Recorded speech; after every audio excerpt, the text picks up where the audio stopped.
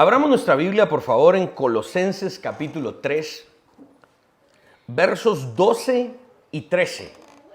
Colosenses capítulo 3, versos 12 y 13.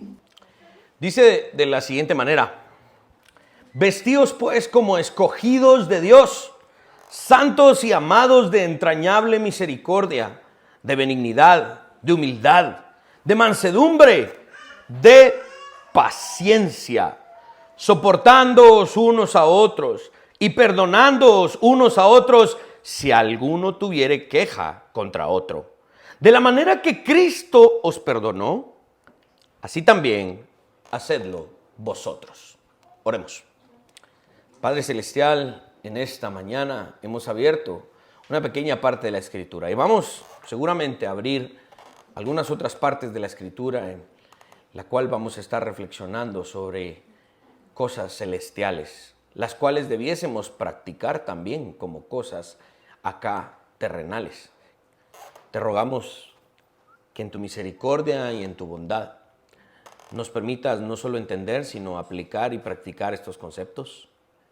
Dame, Señor, la habilidad, dame la gracia para poder explicar claramente lo que tu palabra dice. Y no me permitas, Señor, no nos permitas en ninguna manera alejarnos de lo que tú has inspirado. En el nombre de Jesús. Amén y amén. Vamos a continuar después de 3 predicaciones sobre el Evangelio de Mateo. Vamos a retomar un poco nuestra serie sobre el fruto del Espíritu, los hábitos de la gracia. 2 versículos bien importantes en el Nuevo Testamento, Gálatas 5, 22 y 23, ¿sí? en donde Pablo describe el fruto del Espíritu y sus diferentes aspectos. Esta es, si no estoy mal, ya la 7ª predicación sobre el tema del fruto del Espíritu y hemos estado analizando sobre el amor, el gozo, la paz. Y hoy vamos a analizar sobre este aspecto que a veces me suena como que ningún guatemalteco tiene la solvencia para hablar de él. La paciencia. Ay, sí, qué aspecto más importante y difícil de poner en práctica. Más en esta ciudad en donde hay tanto tráfico, ¿verdad? Y calor. Y más cuando los padres también a veces tenemos hijos pequeños, Dios pone a prueba también nuestra paciencia. La palabra que se traduce al español como paciencia viene del griego macrethymia, que significa en el Nuevo Testamento, en varios versos, un cierto cúmulo de cualidades que se debiesen poner en práctica, ¿no? Como resistencia, ¿sí?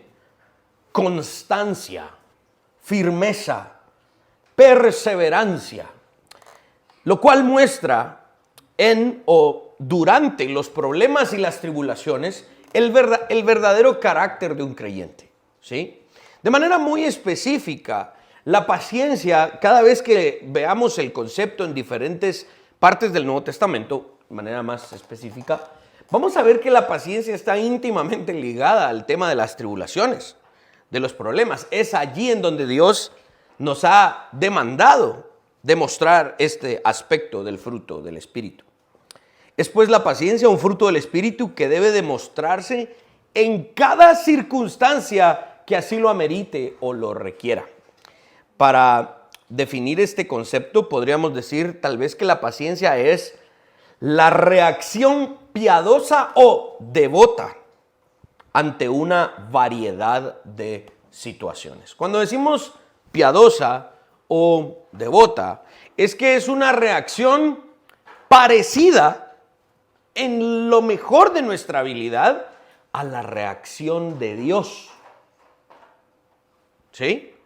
Cuando Dios reacciona a nuestro pecado, ¿cómo lo hace? Déjenme decirles, con mucha paciencia.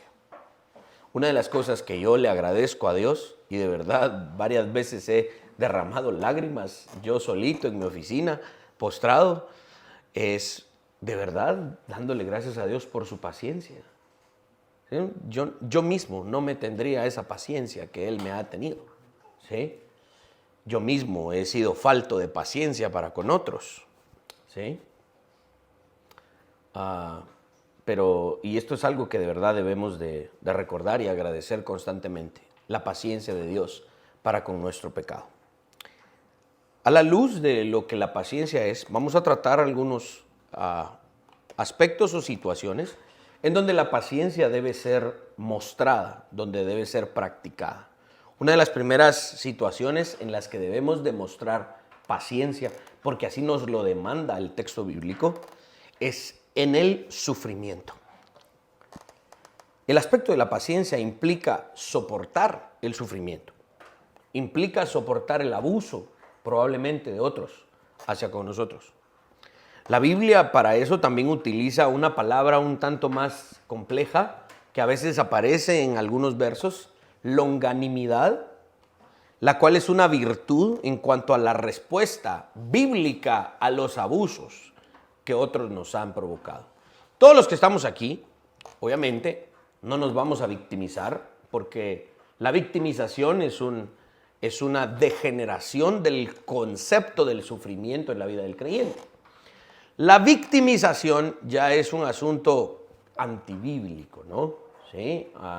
Es como, espero que las mujeres me entiendan esta ilustración. Me gusta mucho el deporte. ¿Se dan cuenta? Yo mismo me miro como deportista.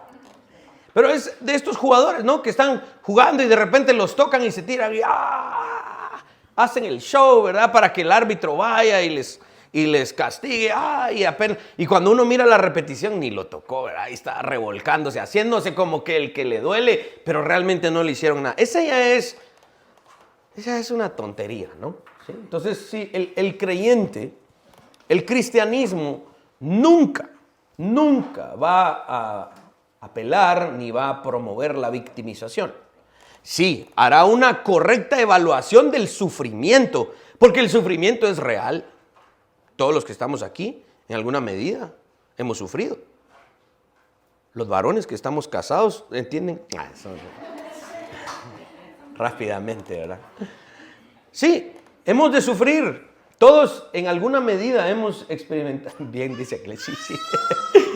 Sí, hemos sufrido. El sufrimiento es parte de la vida del creyente. Ahora, cuando hemos sufrido abusos de parte de otras personas hacia nosotros, en diferentes circunstancias, ¿no? En nuestro trabajo, en nuestras relaciones, aquellas personas que de verdad tuvieron malos padres, que abusaron de ellos, una infinidad de situaciones que podríamos mencionar. La Biblia nos llama a ser pacientes, a demostrar esta resistencia, esta longanimidad, y no solamente aguantarnos y decir, la Biblia me manda a ser paciente, algún día me voy a vengar. No, esa tampoco es la implicación bíblica. La implicación de la paciencia es el sufrir, y la reacción a esos abusos también es bíblica o debe ser bíblica, nunca en términos de venganza. Cuando alguien aguantó, pero la primera oportunidad que tuvo para reaccionar y vengarse y tomar venganza por sus propias manos, esa persona no fue paciente. Esa persona simplemente pecó en su corazón aguantando los abusos porque algún día se las quería cobrar con sus propias manos, algo que también es pecaminoso. Ahora, dense cuenta que la vara, el estándar para medir al creyente es alto. El estándar es alto, ¿sí? Se requiere de nosotros estos aspectos y que los practiquemos bíblicamente, ¿sí? El contexto en el que Pablo está hablando acerca de la paciencia, ciertamente es un contexto en donde los creyentes están sufriendo abusos terribles a manos de, primero, el sistema judío y sus líderes. Recuerden que los primeros perseguidores de la iglesia y de los creyentes fueron los judíos mismos. Y qué paradójico que uno de los grandes abusadores de la iglesia en el primer siglo está escribiendo esto. Es Pablo. Él mismo abusaba de los creyentes. Él mismo los perseguía, los arrastraba y los sacaba de sus casas. ¿Recuerdan Hechos 6, 7? En donde asesinan a Esteban, y culmina esa escena en donde decía que tomaron las ropas de Esteban y las pusieron a los pies de un tal Saulo, y aprobaba todo lo que le hicieron a Esteban? Él mismo era un abusador, ¿sí? Él mismo era un abusador de los creyentes. Y ahora estaba sufriendo junto con los creyentes porque el Señor le había convertido. Este es el contexto de la paciencia en el que Pablo está escribiendo. Cada uno de nosotros en alguna medida podría hacer un listado de muchas situaciones en las que hemos sufrido abusos o dificultades, y es ahí en donde se nos llama a ser pacientes. Ahora, ¿cómo podemos crecer en este aspecto del espíritu? ¿Cómo podemos realmente nosotros dominar de mejor manera y practicar de mejor manera la paciencia, ¿no? Primero, vamos a considerar la justicia de Dios. Acompáñenme a leer aquí en la pantalla, primera carta de Pedro, capítulo 2, versos 21 al 23. Dice, pues para esto fuisteis llamados, porque también Cristo padeció por nosotros, dejándonos, ¿qué dice? Ejemplo, para que sigáis sus pisadas, el cual no hizo pecado, ni se halló engaño en su boca, quien cuando le maldecían, no respondía con maldición, cuando padecía, no amenazaba, sino encomendaba la causa al que juzga justamente.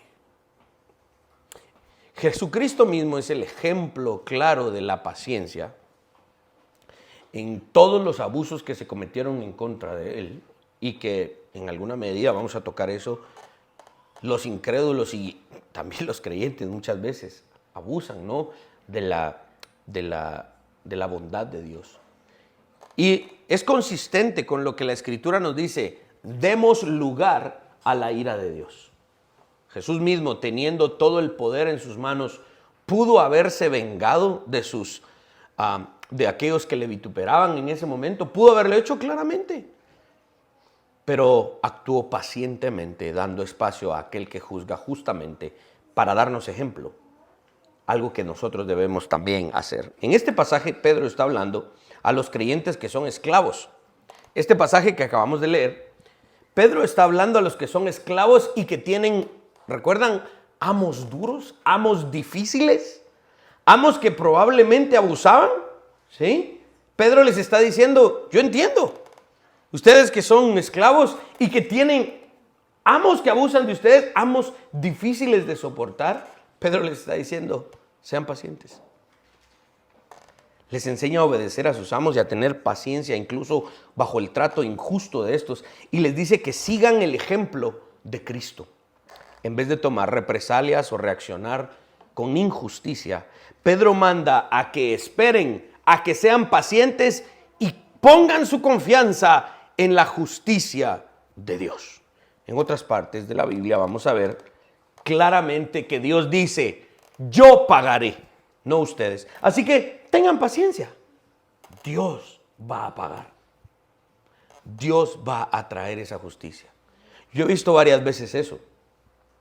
Y cuando pasa, en mi vida me ha pasado algunas veces en donde, de verdad, por la gracia de Dios, solo por la gracia de Dios, me aguanté el abuso y me hice a un lado y el Señor trajo justicia. Y cuando trajo justicia sobre esa persona, me dieron ganas de, ¿viste? Me dieron ganas de decirle. Y también la gracia de Dios me detuvo, porque otra parte de la palabra de Dios dice que no te alegres cuando tu enemigo cae y finalmente obtiene su recompensa. Y a celebrar iba yo cuando dije, no, híjole, esto tampoco me lo permite. Entonces por dentro estaba yo así como, pero no lo demostré, ¿verdad? ¿Por qué? Porque el Señor pagará.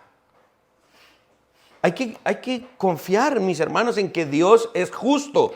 Y créanme, todo aquel que abusa va a encontrar su recompensa. En segundo lugar, para desarrollar paciencia debido al maltrato de otros, hay que desarrollar una convicción absoluta en que Dios es fiel, en la fidelidad de Dios. Sigamos leyendo a Pedro. Ahora, primera de Pedro, capítulo 4, verso 19. De modo que los que padecen según la voluntad de Dios, encomienden sus almas al fiel Creador y hagan el bien. Vean que Pedro nos enseña que finalmente el sufrimiento es voluntad de ¿quién? Ahí dice, los que padecen según la voluntad de Dios. Mis hermanos, recordemos esto. Nuestro sufrimiento no está fuera de la voluntad de Dios.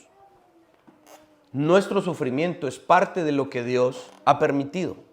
Y Él sabe por qué nos hace sufrir o por qué permite ciertas circunstancias de sufrimiento en nuestra vida. No tengamos temor porque todo aquello que padecemos, finalmente Dios lo ha permitido con algún propósito. Y confíen en la fidelidad de Dios, tal como dice Romanos 8:28. Todo esto obrará para bien, para aquellos que han sido llamados según su propósito. Los que provocan sufrimiento de manera intencional recibirán su castigo, pero ese sufrimiento no está fuera de la voluntad del fiel Creador, dice Pedro. Por lo tanto, podemos encomendar nuestras almas y nuestro sufrimiento a su fidelidad.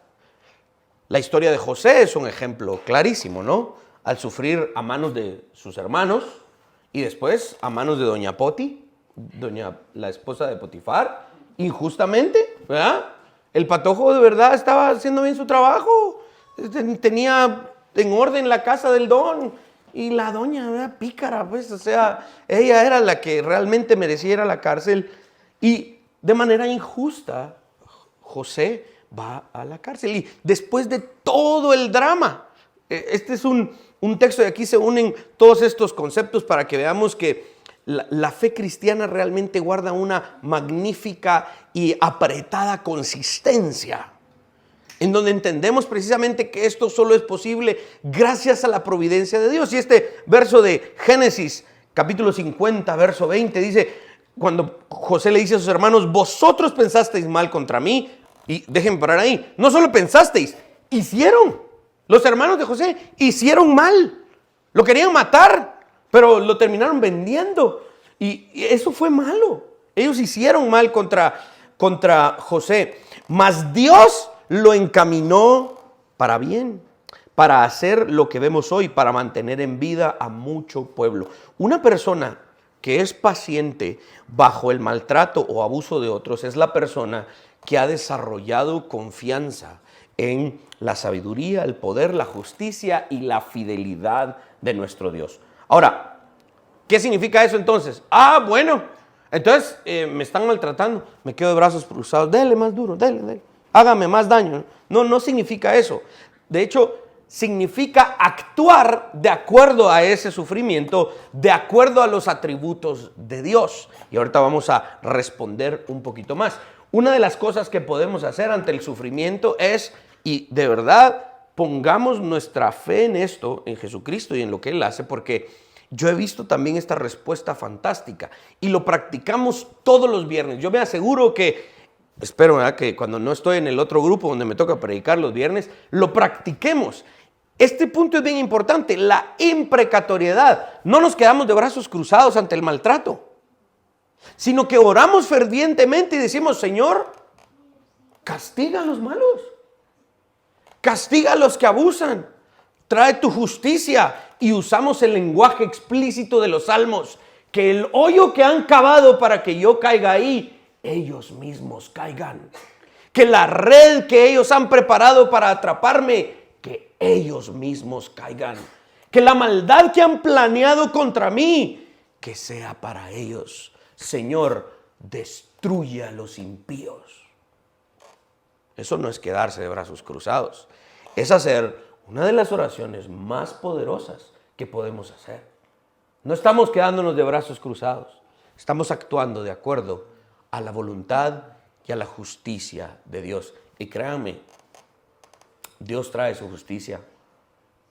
Un par de veces les he tal vez contado este testimonio cuando estuve metido en eso de armar un partido político y todo ese rollo, ¿no? Y me iba a sentar todos los días ahí a organizaciones políticas en el Tribunal Supremo Electoral y hasta se burlaban de mí los trabajadores ahí, ya me tenían un apodo, el joven de la mochila. Yo siempre andaba con mi mochila ahí esperando que me atendieran. Al fin, al jefe de ahí del Tribunal Supremo Electoral, de esa dependencia, lo agarré y le dije, mire, atiéndame, hombre. Si yo soy un ciudadano de bien, hombre. Yo lo que necesito, no, que no sé qué, y me trató así mal. Y le dije, mire, pero usted está faltando a la ley. Yo me había leído la ley electoral y de partidos políticos, y que mire que el artículo tal, y yo ahí con mi ley en la mano, y el cuate me dijo, mire, me dijo, aquí tal vez me voy a exceder un poco, me dijo, pero a mí ni Dios me puede decir que no sé qué. Dije yo, y ahí me senté y dije yo, pobrecito. A los 2 meses, algo así, buscándolo estaban para meterlo al bote. Miren, de verdad, para los que no me entienden, el bote aquí en Guatemala significa la cárcel. Es que tenemos una audiencia internacional. 2 meses después lo estaban buscando para meterlo a la cárcel. ¿Por qué? Porque esos impíos y esos injustos tienen esa recompensa. ¿Sí? Tienen esa recompensa. Entonces no es quedarnos de brazos cruzados y seguir sufriendo. Es confiar en la justicia de nuestro Dios. Amén. Aquí me lleva entonces al siguiente paso. Cuando hablamos de la paciencia, la forma en la que respondemos. ¿Cómo respondemos? Miren, los creyentes vamos a ser provocados muchas veces. Vamos a sufrir provocaciones. Nos van a provocar. Y esta provocación puede venir de muchas maneras. El mundo generalmente va a tentar al creyente a responder de una forma pecaminosa. El mundo va a intentar hacer eso. Y en ese preciso instante es donde el creyente debe sacar a relucir este maravilloso aspecto del fruto del Espíritu. Perdón, al principio les decía, cabal, los guatemaltecos tenemos dificultad y solvencia para hablar de esto, ¿no? Pero cuando yo era patojo, adolescente, ¿va? Y estábamos jugando chamusca y la cosa iba que empatados, y no, que fue gol, que no fue gol, que no sé qué, que no sé cuándo. Entonces ya nos poníamos así, pero como que fuera la final del mundial, ¿va? Y no nos podían hacer, ¿y qué me mirás? ¿Y qué me mirás vos? ¿Y qué me mirás? Y rápido respondíamos, ¿va? Y nos íbamos a los trancazos. ¿Por qué? Porque los guatemaltecos, tristemente, respondemos mal ante las provocaciones. El abuso o maltrato y la provocación está fuera de las manos del creyente, ¿sí?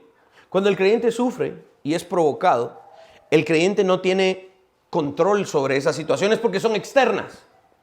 Ahora, el creyente sí puede dominar algo, su reacción, su respuesta ante los abusos, ante los maltratos y las provocaciones, ¿sí? Una respuesta de gracia ante la provocación es imitar al Señor. Y aquí vamos a explorar rápidamente este maravilloso atributo de nuestro Dios. Aquí, Éxodo capítulo 34, versos 6 y 7, nos van a revelar la maravillosa forma en la que Dios reacciona. Miren lo que dice Éxodo 34, versos 6 y 7. Y pasando Jehová por delante de él, proclamó: Jehová, Jehová, fuerte, misericordioso y piadoso. Presten la atención a esa frase. Tardo para la ira y grande en misericordia y verdad. Verso 7. Que guarda misericordia a millares, que perdona la iniquidad, la rebelión y el pecado, y que de ningún modo tendrá por inocente al malvado, que visita la iniquidad de los padres sobre los hijos y sobre los hijos de los hijos hasta la 3ª y 4ª generación. Hablamos de eso un poquito el viernes, ¿verdad? ¿Por qué debemos responder con paciencia y gracia ante la provocación? Aquí va a sonar a chiste, pero no lo es.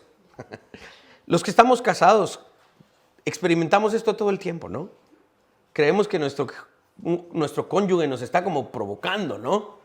Pero realmente no, es sentarse y de verdad, con Cindy nos hemos sentado un día, pero ¿por qué me decís esto? O sea, ¿realmente querés que peleemos? No es eso, ¿verdad? Pero yo siento que es así. No, hombre, deja de sentir. Comete tu pan con café. Y me calma con una tacita de pan con café. ¿Verdad? Entonces, eso es una respuesta de gracia, el café y el pan. Pero es bien importante aprender a identificar estas cosas. ¿Por qué debemos de responder con gracia y misericordia ante una provocación? Por el simple hecho, y aquí vuelvo a recalcar lo que dijimos al inicio, por el simple hecho de que esa es la forma en la que Dios responde a nosotros todos los días. Mis hermanos, todos los días nosotros provocamos a Dios con nuestro pecado. Por pequeñas que les parezcan sus faltas, mis hermanos, entiendan que la santidad de Dios es tal que tu pequeño pecado, que según tú en tu mente es pequeño, ese pecado provoca a Dios. ¿Y cómo responde Él? Tardo para la ira y grande en misericordia. Si eres creyente, no tienes de otra más que responder así. Pero está uno, está uno en el semáforo, está en rojo, y dio verde y le empiezan a pitar a uno. Y uno le dan ganas de quedarse ahí, que sufra más el de atrás. Pero no, O dan ganas uno de bajar el vidrio y sacar la mano para decir cómo estaba, qué onda, cuál es su rollo. No otra cosa. Tristemente hay algunos que sí sacan la mano para otra cosa, pero no debe ser así. ¿Cómo debemos de responder ante estas provocaciones? Como el Señor responde a nosotros todos los días. Lento para la ira y grande en misericordia. El Señor diariamente soporta con inigualable paciencia la provocación de hombres pecadores y rebeldes que desprecian su autoridad y que muestran desprecio por su ley. Esta frase debe retumbar en nuestros oídos todos los días. Tardo para la ira. No. Pero cuando nos provocan, somos pero rápidos, ¿verdad? En otras palabras, mis hermanos, debemos ser pacientes. De hecho, Santiago también lo dice en su carta. Seamos tardos para airarnos. Y Pablo dice que una característica del amor que debe practicar el creyente es que no se irrita, es paciente. La única manera en la que podemos desarrollar una respuesta bíblica a las provocaciones es la reflexión constante y profunda de que Dios ha tenido con cada uno de nosotros mucha paciencia.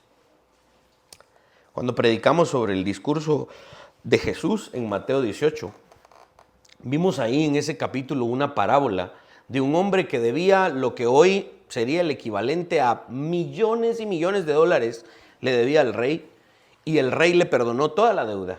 Y este siervo despiadado salió feliz de la presencia del rey porque le perdonaron la deuda de millones y millones de dólares, lo que hoy equivalentemente sería, ¿no? Y sale y encuentra a un consiervo, a otro que estaba allí, que le debía unos cuantos dólares y no le tiene paciencia, sino que lo mete en la cárcel. Siervo despiadado e inmisericordia. El rey se enteró de esto y lo condenó precisamente porque no mostró la misericordia que a él sí le habían demostrado. Somos muchas veces como ese siervo despiadado y falto de misericordia cuando perdemos la paciencia ante una provocación, mis hermanos. Como dice el dicho, aquí todos tenemos la barba manchada. ¿Por qué? Porque todos hemos perdido la paciencia en algún momento. Hemos sido como ese siervo despiadado cuando ignoramos que debemos de aplicar paciencia ante una provocación. Ignoramos la extrema paciencia que Dios nos ha demostrado cuando la perdemos ante otros. Jerry Bridges escribe en su libro sobre el fruto del Espíritu: estamos ansiosos por ejercer nuestra autoridad, mientras que Dios está ansioso por ejercer su amor. Vean qué paradójica la vida cristiana, porque nos llamamos creyentes, pero aún así muchas veces actuamos diametralmente opuesto a cómo Dios actúa. Y eso debe hacernos sentir mal y al mismo tiempo nos debe ayudar a cambiar. Cuando perdemos la paciencia, estamos ansiosos por castigar a otra persona que nos sacó de nuestros quicios, ¿no? Que nos sacó de nuestras casillas, mientras que Dios está ansioso por perdonar. La paciencia que Dios ha demostrado es aquella que realmente ignora las provocaciones. Esa paciencia, si la practicamos, nos va a permitir controlar nuestro temperamento y nos va a ayudar a lidiar con la persona que nos provocó, de tal manera que busquemos sanar nuestra relación con esa persona en vez de agravar el problema, ¿sí? En lugar de decir, así soy yo. Si ya sabía cómo soy yo, ¿para qué se casó conmigo? No, esa no es la respuesta. Esa es devolver una provocación con otra provocación, ¿no? Una persona que de verdad está comprometida con el Señor y debe estar comprometida a practicar este aspecto de la paciencia, debe reflexionar, memorizar y conocer los versos que hoy estamos mencionando. Por eso les mando los bosquejos, no para que los tengan en el teléfono, sino que revisen estos versos y digan, los voy a memorizar, voy a reflexionar en ellos, porque estos versos describen a Dios como la fuente de la paciencia. La otra solución que debe buscar una persona impaciente o incapaz de controlarse ante las provocaciones es algo muy sencillo, pero que muchas veces cuesta hacer. Es muy simple. Una oración diaria con una palabrita muy ferviente desde el corazón, con mucha, de verdad, con un gran deseo de decirle al Señor, cámbiame. Mis hermanos, el Señor nos puede cambiar. Si tú eres impaciente, si de verdad no te pueden hacer algo porque pierdes la paciencia, Dios te puede cambiar. Pero pídeselo. Señor, cámbiame. Por eso es que somos una iglesia reformada. Creemos en que de verdad Dios transforma a las personas. Yo no me puedo transformar a mí mismo. Dios transforma a las personas. Si tú estás dependiendo de tu libre albedrío para cambiar esto, no se va a poder. Es Dios el que nos transforma y nos cambia. Pero pídeselo todos los días.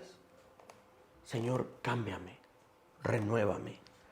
Cada vez que una persona es impaciente, debe de aprender a pedir perdón para desarrollar humildad y también tener ese recordatorio constante de la necesidad de cambiar su reacción ante la provocación.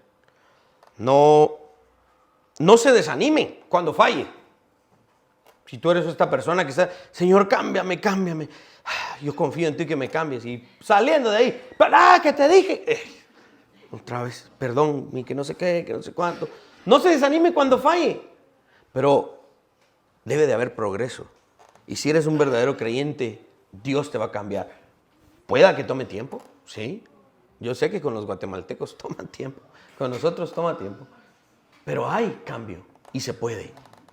Estos terribles hábitos pecaminosos de responder mal ante las provocaciones no se rompen fácilmente.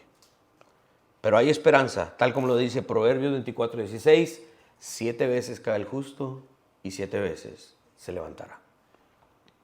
Esto entonces debe desarrollar en nosotros otro concepto que hoy vamos a tratar, es la tolerancia. Esto tiene que ver con aquello que la paciencia ha de desarrollar en una persona.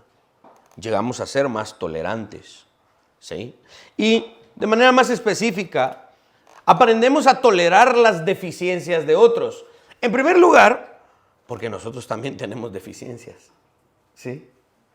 Ojo, no es solo que otros tengan problemas, yo también tengo problemas y los provoco a otros.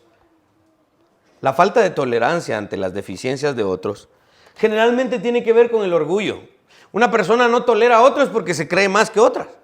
Dice un escritor llamado John Anderson, escribe, casi no pasa un día sin que uno escuche comentarios desdeñosos sobre la necedad, la torpeza y la ineptitud de los demás. Tales comentarios provienen de un sentimiento de superioridad frente a otros. Cuando alguien dice, sí, vos es que no hay modo, es que ya te viste aquella, es que cada rato hay que volverle a decir, muchas veces porque nos sentimos mejores que otros. A lo que la Biblia responde en 1 Corintios 4:7, que si hemos de gloriarnos o de jactarnos de alguna habilidad que poseemos y por lo tal creemos que somos superiores a otros, recordemos algo, tal habilidad nos la dio Dios. Por lo cual no tenemos razón para sentirnos superiores a los demás. La reacción paciente o la tolerancia a las fallas de los demás se describe de una mejor manera con la palabra soportar. Es una de las palabras que vimos en los primeros versos que leímos hoy. Esta palabra soportar está en varios de los textos del Nuevo Testamento en los que se enseña precisamente sobre la paciencia.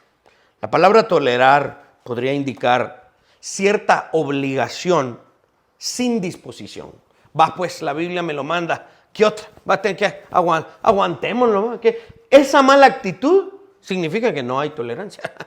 Esa mala actitud o obligación de soportar a los otros indica que de verdad no hay tolerancia, como lo pone la Biblia. Pablo hace uso de este término soportar, lo que tal vez traduciríamos o enseñaríamos como tolerar, en términos de soportándoos los unos a los otros de una manera en la que esté asociada con el amor, con la gracia, con el fin de buscar el perdón entre los creyentes, así como Cristo nos perdonó. Leamos Efesios capítulo 4, versos 2 y 3. Con toda humildad y mansedumbre, soportándoos con paciencia los unos a los otros en amor, solícitos en guardar la unidad del Espíritu en el vínculo de la paz. Por eso les decía que la frase o lo que Pablo dice en Gálatas 5, 22 y 23 es un lenguaje metonímico. Significa que Pablo solo hace un listado significativo de muchas otras virtudes que hay en el resto de la Escritura. Y aquí Pablo las vuelve a utilizar. La humildad, la mansedumbre, el tolerar, soportar a otros, así como Cristo lo hizo, con tal de que estemos en unidad con Cristo y entre nosotros. Debemos hacer todo lo que esté a nuestro alcance para demostrar paciencia y tolerancia con el fin de la unidad del Espíritu. La unidad del cuerpo de Cristo es más importante que nuestras pequeñas decepciones. Voy a repetir eso para que recordemos esto. La unidad en el cuerpo de Cristo es más importante que nuestras pequeñas decepciones. Esta tolerancia no significa que no busquemos corregir las deficiencias de otros. Sí, ok, yo soporto las deficiencias, tolero las imperfecciones, las cosas que yo se supone no debería soportar, pero lo tengo que hacer. Eso significa que lo voy a hacer de buena gana porque estoy agradando al Señor, pero eso no significa que no voy a corregir eso. Voy a llamar al hermano, le voy a decir, mira, bueno, fíjate que ya hay varias veces esto, pero de verdad con mucho amor, con mucha mansedumbre, con el deseo de que nos edifiquemos, queremos corregir esto. No con el deseo de demostrar nuestra incomodidad, no, es el deseo de corregir esto. Jesús nos enseña a que esa corrección debe hacerse con mucha paciencia y con buena actitud. Recordemos el Sermón del Monte. Antes de quitar la paja en el ojo de tu prójimo, quita la viga que hay en tu ojo. ¿Sí? Y por último, dos conclusiones rápidamente. Aprendiendo a esperar entonces en el Señor. Esta es una implicación muy práctica de la paciencia. Una aplicación del aspecto de la paciencia es aprender a esperar en el Señor. Debemos aprender a tener paciencia en el cumplimiento del tiempo que el Señor haya designado para lo que Él nos ha prometido. La falta de paciencia puede llevarnos a tomar decisiones apresuradas y nos va a llevar claramente a situaciones que después vamos a lamentar. El caso de Abraham y su impaciencia en la larga espera del hijo que se le había prometido. Con Sara, finalmente, sea como sea el drama, los llevó a actuar de manera impaciente y ¿qué? A buscar a la criada Agar y tener un hijo con ella que finalmente provocó muchas insatisfacciones y problemas, ¿no? No solo a Abraham y a Sara, sino también en el futuro para la nación de Israel, ¿sí? Saúl es otro ejemplo. ¿Recuerdan Saúl, el rey de Israel, que estaba en plena guerra? La gente se le estaba yendo y escondiendo y Samuel no venía para hacer el sacrificio. ¿Qué hizo Saúl? Lo ofreció él. Eso era en contra de lo que Dios había ordenado. ¿Qué pasó con Saúl? Dios le arrebató el reino.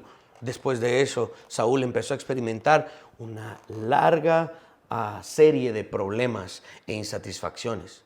Dios mismo envió un espíritu malo para atormentarlo debido a su impaciencia. A diferencia de este personaje, David fue ungido y se le prometió ser rey de Israel. Algunos teólogos creen que desde que Samuel ungió a David hasta que David tomó el trono pasaron aproximadamente 15 años. Varias veces David tuvo en su mano a Saúl para matarlo y tomar él el trono de Israel. Y sus propios soldados le decían a David: mira, yo me lo trono ahorita. Y de un solo golpe y de una vez nos echamos a Saúl. Y David pudo haberle dicho: sí, hacelo. Pero David tomó el camino de la paciencia y le dijo: no vamos a levantar nuestra mano en contra del ungido de Dios.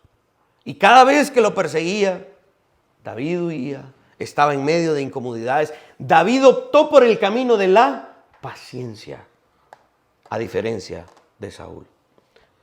Es donde David escribe en el Salmo 40, versos 1 y 2, pacientemente esperé a Jehová, y se inclinó a mí y oyó mi clamor, y me hizo sacar del pozo de la desesperación, del lodo cenagoso, puso mis pies sobre peña y enderezó mis pasos.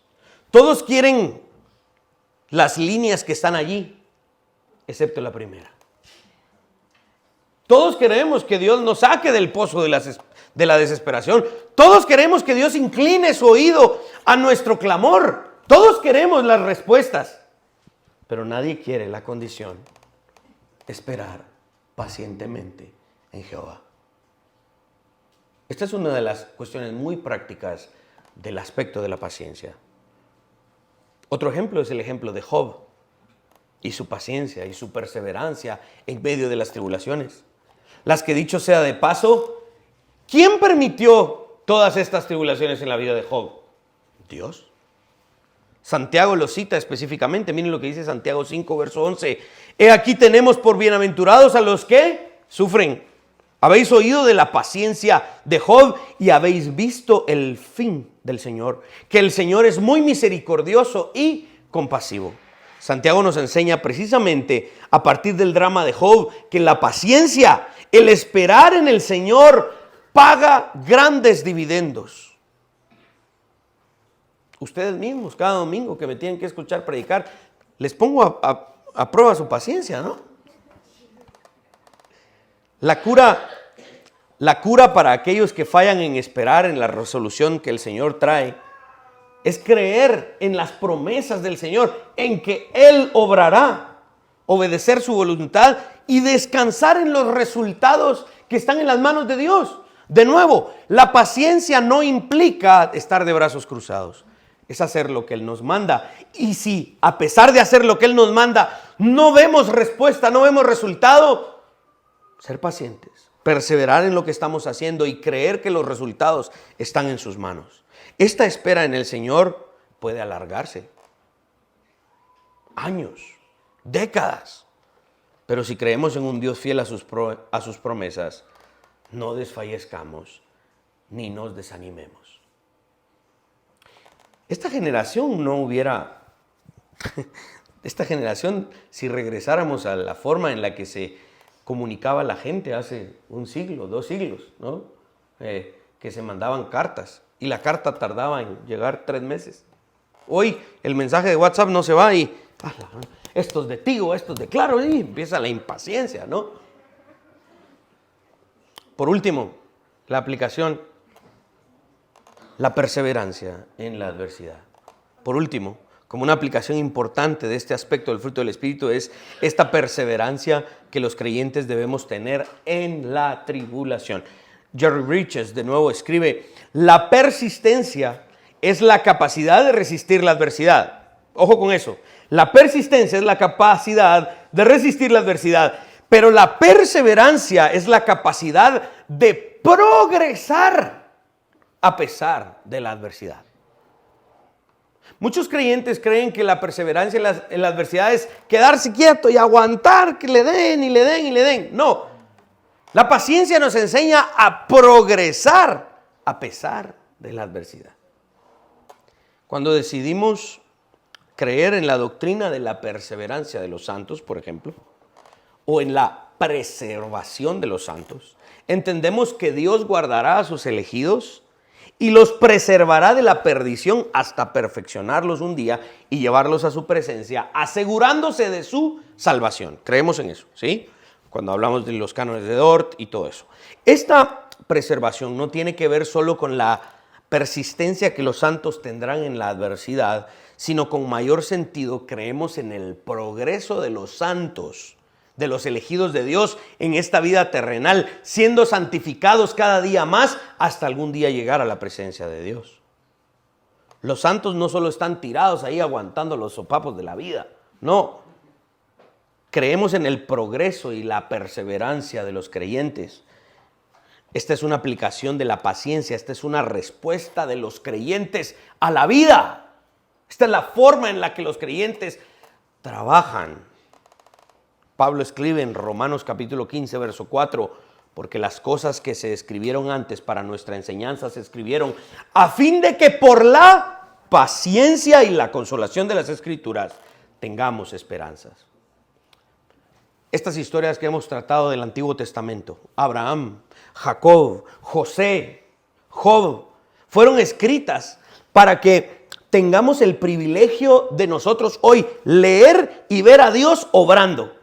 Les pongo este punto.